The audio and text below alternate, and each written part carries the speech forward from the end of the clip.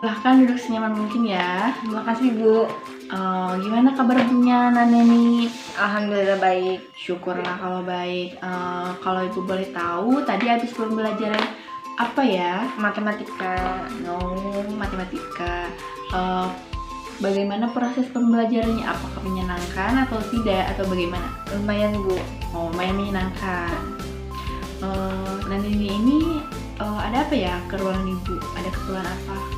Saya ingin melakukan konseling bersama Ibu. Jadi Nani ini ingin melakukan konseling.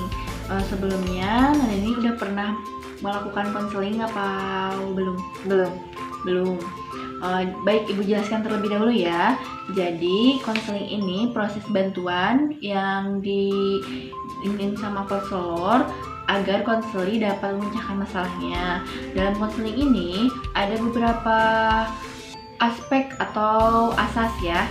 Yang pertama ada asas kerahasiaan, di mana apa yang Nani ceritain ke ibu agak bakal ibu sampaikan kepada yang lain. Yang kedua asas kesukarelaan, jadi Nani ini kesini nggak terpaksa kan?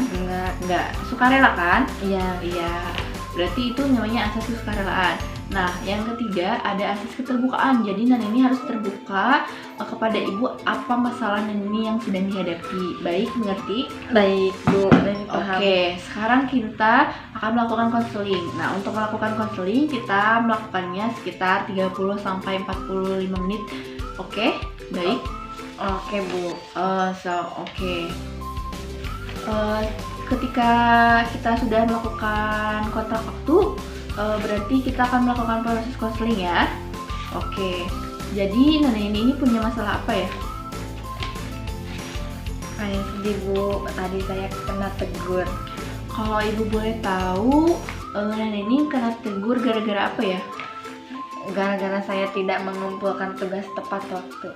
Coba Nani ceritakan kenapa tidak mengumpulkan tugas tepat waktu.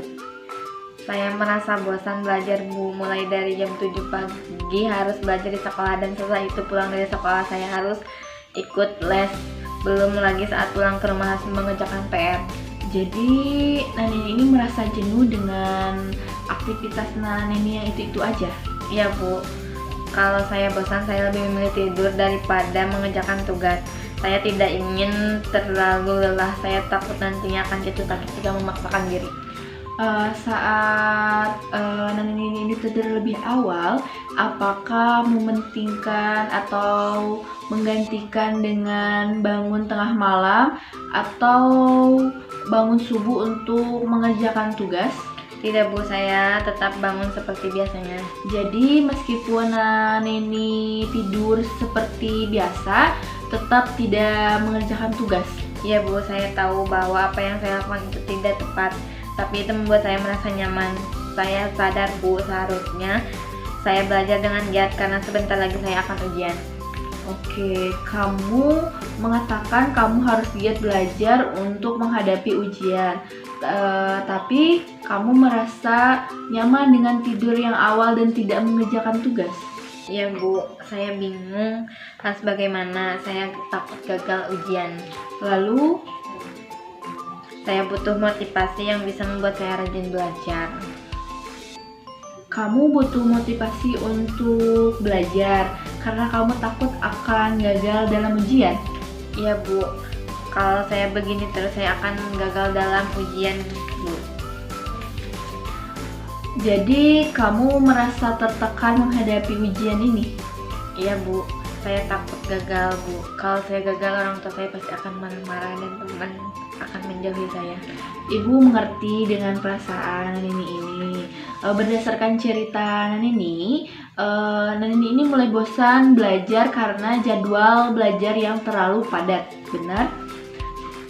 Namun Kak Nani ini merasa takut gagal atau ketakutan dalam menghadapi ujian ini karena tidak tahu harus bagaimana agar semangat lagi dalam belajar. Betul begitu? Iya Bu, memang betul. Nah, Ibu paham apa yang Nani ini rasakan atau alami. Pada dasarnya kita memang akan mudah bosan ketika menjalani aktivitas yang itu aja. sekarang ini suka mencoba hal-hal yang baru dan memanfaatkan waktu dengan keluarga atau dengan teman-teman. Contohnya kayak weekend pergi berlibur, kumpul dengan keluarga, ataupun jalan-jalan dengan teman-teman, menghibur rasa penat karena aktivitas sehari-hari. Ya juga sih Bu. Nah, sekarang coba Nenek pikirkan apa yang membuat Nenek ini bersemangat lagi. Biasanya saya mendengarkan musik, jalan-jalan dengan teman saya, atau nonton di bioskop. Nah, Nenek ini sudah tahu hal apa yang membuat Nenek ini bersemangat. Jadi, apa rencana Nenek ini untuk menghilangkan kebosanan dalam belajar? Saya akan mengatur ulang jadwal belajar baik, merencanakan jalan-jalan bersama teman saya saat weekend minimal 2 kali sebulan, dan sesekali mendengarkan musik ketika saya mulai bosan. Bagus. Jadi kamu telah menemukan solusi. Ibu pikir itu solusi yang tepat dan kamu mau melakukannya dengan sungguh-sungguh. Tentu saja Bu, saya ingin meraih prestasi seperti dulu lagi.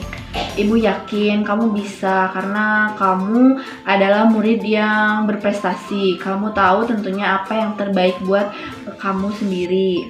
Baik Bu, saya senang sekali jika hal benar bisa saya laksanakan dengan baik. Saya berjanji akan giat belajar agar bisa sukses dalam menghadapi ujian. Ibu sangat senang mendengarkan antusias Naneni ini. Nah, apakah masih ada hal lain yang Naneni ingin sampaikan kepada Ibu? Saya rasa untuk saat ini sudah cukup Bu. Oke, berhubung waktu juga sudah mulai habis, mari kita akhiri proses konseling ini sampai di sini. Sebelumnya, mari kita simpulkan hasil pembicaraan kita. Di awal, Nanini ini bercerita bahwa prestasi Nanini ini turun dikarenakan Nanini ini kurang bersemangat dalam belajar.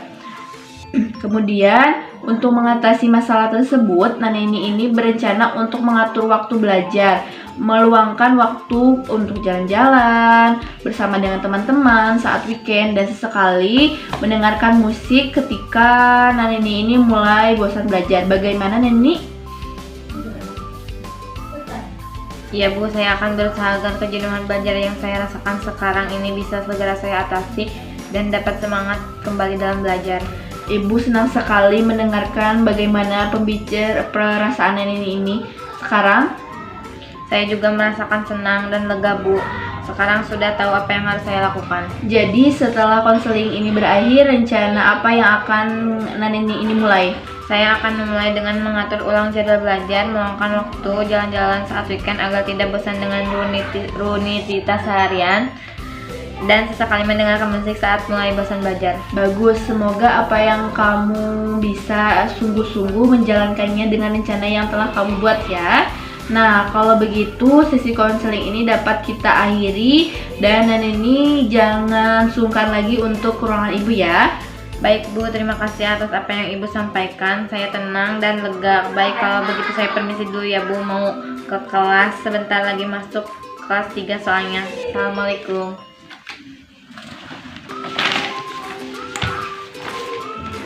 Cukup sekian proses konseling dari saya, Riman Nurmala. Wassalamualaikum warahmatullahi wabarakatuh.